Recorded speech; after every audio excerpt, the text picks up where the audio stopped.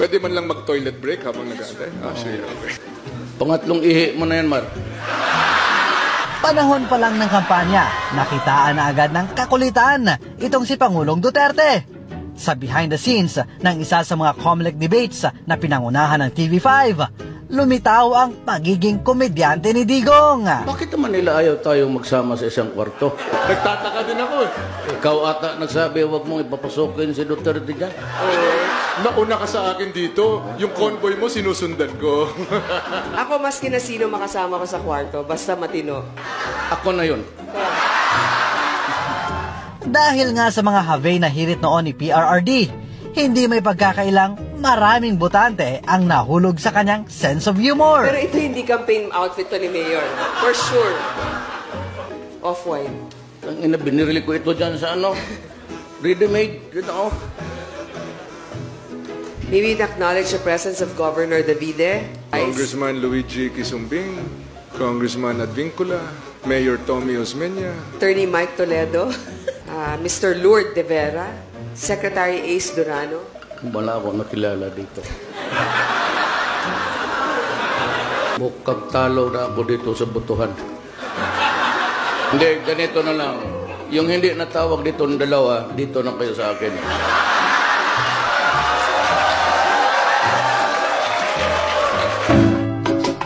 Number 7. Kinaaliwan din ng mga netizens ang videong ito ng labis na pagkamangha ni PRRD sa ginagamit niyang alcohol sprayer na disensor. Ito, tingnan mo itong binigay na. Tingnan mo ha, pag ginanong ko, alcohol. Yan. Kaya ako, kanina pa ako, sige, naglalaro ako, nag-enjoy ako na pati Sprite eh. Alcohol. Number 6. Sa awarding naman ng mga winning athletes ng 2019 Southeast Asian Games, agaw eksena itong skateboarder na si Marjeline Didal matapos na hamuning mag-dub si Pangulong Duterte. Abay syempre, game na game naman ang ating Pangulo.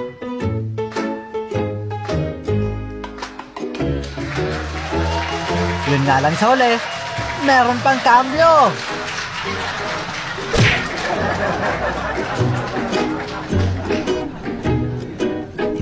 Number 5. Sa isang panayam naman ng International News Network na Al Jazeera kay PRRD noong 2016 sa kasagsagan ng tukhang sa bansa, abay tila kinabahan ang reporter na ito nang biglang tumawag ng cut si Digong at may pinapakuha. Cut this for a while. Pakikita, pakihanap yung newspaper kahapon. He wants to show you the newspaper. Oh, sure, no problem. Newspaper lang naman pala. Akala siguro ni Kuya, siya na ang susunod na matutumba. Number 4. Sino nga bang makakalimot sa kontrobersyal na kissing scene ni Pangulong Duterte at isang OFW sa South Korea? Huwag kang mag-amin-amin dyan. Halika dito. Hoy! Magkita.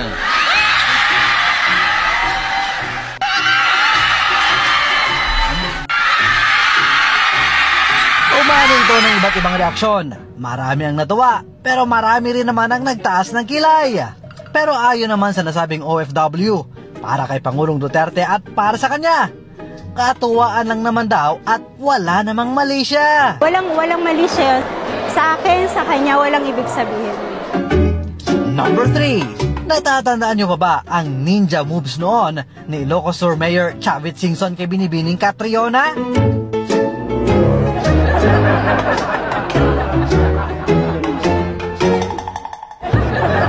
Abay, dahil nga dyan kantsaw ang inabot niya kay Pangulong Duterte na mukhang updated rin sa mga trending sa social media. Ito si Bong. Sige siya, pinapanood niya yung gimmick mo doon sa... Sabi niya, tingnan mo talaga si Chavit ito. Sabi ko, huwag mong gawin, baka hindi totoo yan. Totoong patulog-tulog siya, pero... We can only say good luck and may the next mission be accomplished. Number 2. Bago pa man naging mortal na magkalaban sa politika, abay maraming Pilipino noon ang kinikilig rin sa kanila. Bakit si Lenny? Ay, ako sabihin, nahiya ako. Maganda siya. President. Maganda Sir, parang Vice President na yun, di ba? Mga panahong tila may spark pa ang kanilang mga mata. The love team we failed to protect.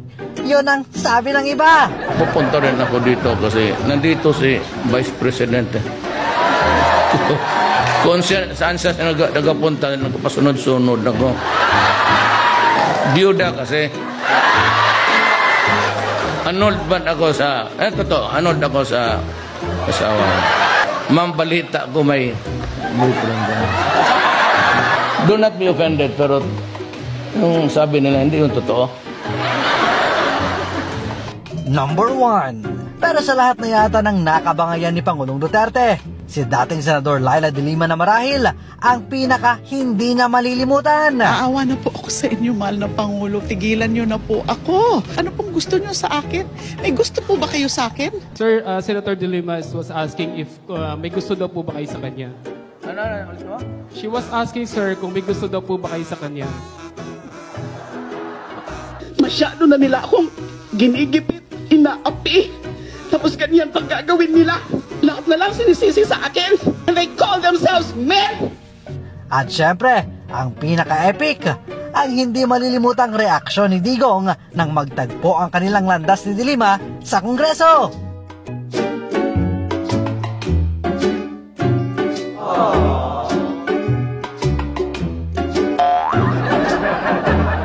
At yan ang top 10 funniest moments ni PRRD. Maraming salamat, Pangulong Duterte, sa 6 na taong panunungkulan bilang Pangulo ng Republika ng Pilipinas.